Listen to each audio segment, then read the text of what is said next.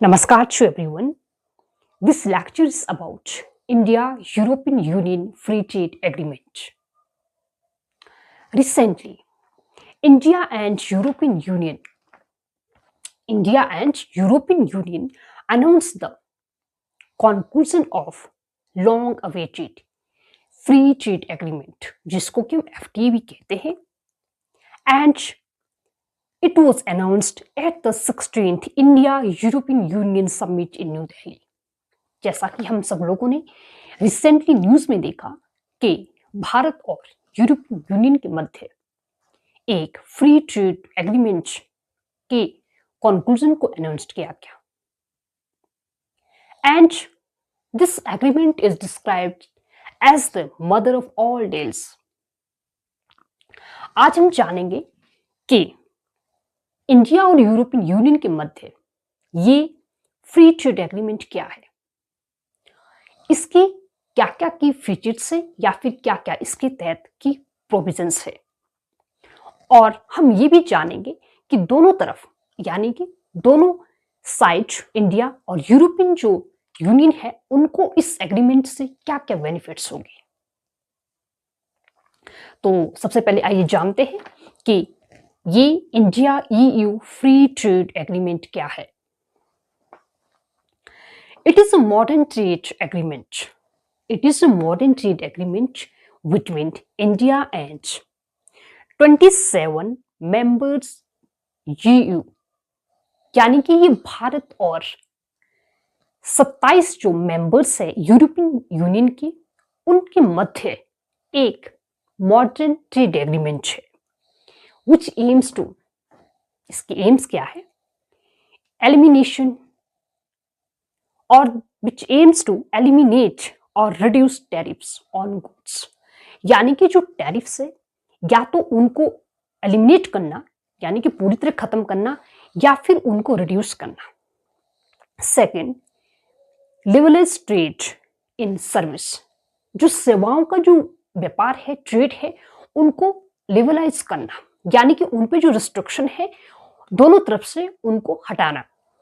And increase investment flow, जो investment है दोनों तरफ उसको उसके फ्लो को इंक्रीज करना। ये कुछ एम है इस फ्री ट्रेड एग्रीमेंट के। अब हम जानेंगे कि दोनों तरफ यानी कि एक तरफ भारत दूसरी तरफ यूरोपियन यूनियन उनके लिए क्या क्या जो है इसके फायदे होने वाले हैं। हालांकि जो मैं डिटेल में फायदे हैं उन्हें मैं थोड़ा इस लेक्चर के बाद में बताऊंगी, लेकिन यहां पर मैं दो बातें कहना चाहती हूं। पहला, फॉर इंडिया, भारत के लिए, this agreement opens the door of the world's richest consumer market. Bharat के लिए इस एग्रीमेंट के द्वारा दुनिया की जो रिचेस्ट कंज्यूमर मार्केट है उसके जो दरवाजे हैं वो ओपन हो गए, पहली चीज। एंड फॉर द यूई और EU को क्या फायदा होने वाला है, यूरोपियन यूनियन को क्या फायदा होने वाला है, it strengthen economic engagement, it strengthens economic engagement और cooperation with fast growing economy, यानी कि जो यूरोपियन यूनियन है उसका जो एक कोऑपरेशन है, उसका एक जो एंगेजमेंट है, it will strengthen, it will increase with fast growing economy, क्योंकि जो भारत की जो अर्थव्यवस्था है वो तेजी से ग्रो करती हुई अर्थव्यवस्था है, उसके साथ जो है यूरोपियन यूनियन का एक एंगेजमेंट और एक कोऑपरेशन जो है स्ट्रेंथन होगा। अब मैं कुछ और यहाँ पर बिंदुओं पर बात करूंगी, जैसे this FTA comes after intense negotiation since the relaunch of negotiation in 2022. And India and EU are fourth and second largest economies. जो भारत है और यूरोपियन यूनियन है वो भारत फोर्थ और जो यूरोपियन EU है वो सेकंड लार्जेस्ट इकोनॉमीज है, comprising 25% of global GDP and accounts for 1/3 of global trade, जो कि जिनकी जो ग्लोबल GDP में हिस्सेदारी है वो 25% है एंड जो ग्लोबल ट्रेड है वहां पर हिस्सेदारी 1/3 है। सो इसीलिए this integration through this trade agreement will create unprecedented trade and investment opportunities in the both country। दोनों तरफ जो है इस एग्रीमेंट के तहत बहुत ज्यादा संभावनाएं, ट्रेड की संभावनाएं, ग्रोथ की संभावनाएं जो है क्रिएट होंगी। And European union is the India's one of the largest trading partner with violated trade in goods and services exceeding $180 billion। अब थोड़ा टाइमिंग ऑफ दिस एग्रीमेंट की बात करते हैं कि ये जो एग्रीमेंट एक ऐसे समय पर आया है when there is uncertainty at global level, जहां पर जो है हम देखते हैं कि अनिश्चितता है एक ग्लोबल लेवल पर, एक पूरे वर्ल्ड लेवल पर, because This deal comes at a time when geopolitics increasingly drives trade policy। जैसे Russia Ukraine war, increasing US-China rivalry, and repeated supply chain disruption have forces economies to reassess strategic dependency। यानी कि world level पर, global level पर कुछ ऐसी परिस्थितियां हैं, कुछ ऐसी सिचुएशंस है, जैसे वॉर की सिचुएशंस है, सप्लाई चेन्स का जो डिसरप्शन बार बार जो होता है, और पावरफुल कंट्रियों के बीच जैसे चाइना और यूएस के बीच बढ़ती एक दुश्मनी हम कह सकते हैं, जिसके कारण जो दूसरी जो इकोनॉमीज है उनके लिए जो अपने एक सामरिक जो रिश्ते हैं उनको जो है एक बार उनको एक अलग दिशा देना चाह रहे हैं। ऐसी परिस्थिति में जैसे यहां पर मैं कहना चाहूंगी कि जो यूरोप है, it is pursuing the strategy of de-risking strategy। Europe is pursuing this strategy, क्यों? To reduce reliance on China, कि उसका जो चाइना के ऊपर जो निर्भरता है वो कम हो जाए। And India is positioning itself as a trusted production and service hub। तो ऐसी स्थिति में जो इंडिया है वो खुद को एक बेस्ट जो एक प्रोडक्शन और सर्विस का जो हब है उसके तौर पर भारत की स्थिति ये है। एंड जो तो हम कह सकते हैं कि जो ये FTA है, दिस टाइप का ये इस तरह का जो एक एग्रीमेंट दो इंडिया और यूरोपियन यूनियन के मध्य जो हुआ है, it's very important for the both sides, क्योंकि ग्लोबल लेवल पर एक अनिश्चितता चली हुई है। एंड यूरोप जो है उसका ये एम है कि उसका जो रिलायंस है वो चाइना पर वो कम से कम हो जाए, और भारत को वो एक ऐसे इकोनॉमी के तौर पर देखता है कि जहां पर प्रोडक्शन की संभावना है, ट्रेड की संभावना है और इन्वेस्टमेंट की संभावना है। तो ऐसी जो सिचुएशन में है, this FTA is very very crucial और very very important for both sides. अब की फीचर्स पर आते हैं कि इसके की फीचर्स क्या है। पहला है tariff elimination, massive tariff elimination, बहुत इंपॉर्टेंट है। The European Union bill provides duty-free access to over 99% of Indian exports by trade value। यानी कि 99% of Indian export by trade value, इसका जो एक्सेस है that will be duty free in the European Union market। And इससे क्या फायदा होगा? It will directly benefit our labour intensive industries like textile, leather, footwear, engineering and marine products, because ये जो यहां पर जो है जीरो इंपोर्ट ड्यूटीज इंपोज होगी ऑन द एक्सपोर्ट ऑफ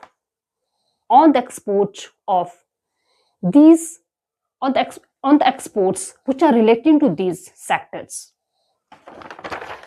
अब हम देखते हैं कि इंडिया का क्या इसमें रोल है। India will eliminate tariff on 97% of EU goods over A faced period.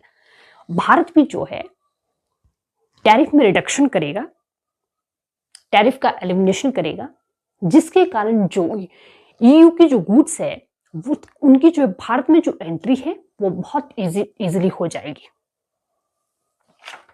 Next provision पर हम आते हैं। India has secured access to 144 European Union subsector which includes IT enabled services, professional services and education related services. एक और चीज है new mobility framework. This framework facilitate visa for skilled professional, intra corporate transfers and practitioner of Indian traditional medicine। यानी कि जो skilled जो professionals है उनकी जो मोबिलिटी है वो इंक्रीज होगी। अगले हम पॉइंट पे आते हैं। दिस पैक्ट और this agreement allows European union luxury car makers access to Indian market. यानी कि जो वहां पर लग्जरी कार्स का जो को बनाने वाले हैं they will get access to the Indian market at reduced duty, but there will be protection for the domestic manufacturing। इसके साथ साथ जो भारत के जो डोमेस्टिक मैन्युफैक्चरर्स है उनको भी जो है प्रोटेक्ट किया जाएगा। ऐसा नहीं है कि जो EU से आने वाले जो कार मेकर्स है उनको ही जो है उनको ज्यादा तवज्जो दी जाएगी, ऐसा नहीं है, बल्कि जो हमारे जो डोमेस्टिक जो मैन्युफैक्चरर्स है उनको भी जो है मैन्युफैक्चरिंग जो इंडस्ट्रीज है उनको भी जो है प्रोटेक्ट किया जाएगा। एक और चीज है that is the sensitive sector. Sensitive sector में मैं बताना चाहूंगी कि these sectors have been protected on both sides। दोनों तरफ जो है इन सेक्टर्स को जो है प्रोटेक्ट किया गया है। जैसे India has completely excluded sensitive sectors like dairy, cereals and poultry from this agreement. Bharat ने जो है कुछ जो सेंसिटिव सेक्टर है जिसमें हमारे डेयरीज है, पोल्ट्री है, सीरियल्स है, उनको जो है इस एग्रीमेंट से जो है एक्सक्लूड किया है because for the protection of small and जो लोकल फार्मर्स। क्योंकि हमारे जो छोटे किसान है, यहाँ के जो स्थानीय जो किसान है वो जो है इन गतिविधियों में इंगेज्ड है। So for the protection of these local and small farmers these sectors have been excluded from this historic agreement. अगर EU की बात करें, it has excluded several agriculture products such as meat, dairy, rice and sugar from tariff concession. EU की ओर से जो meet है, dairy है, rice है, शुगर है, उनको जो है टैरिफ कंसेशन से उनको जो है एक्सक्लूड किया गया है। अब हम एक और प्रोविजन पर आते हैं।